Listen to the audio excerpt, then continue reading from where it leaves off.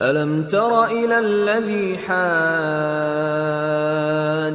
إِبْرَاهِيمَ فِي رَبِّهِ أَنْ آتَاهُ اللَّهُ الْمُلْكَ إِذْ قَالَ إِبْرَاهِيمُ رَبِّيَ الَّذِي يُحْيِي وَيُمِيتُ قَالَ أَنَا أُحْيِي وَأُمِيتُ قال إبراهيم فإن الله يأتي بالشمس من المشرق فأت بها من المغرب فبهت الذي كفر والله لا يهدي القوم الظالمين۔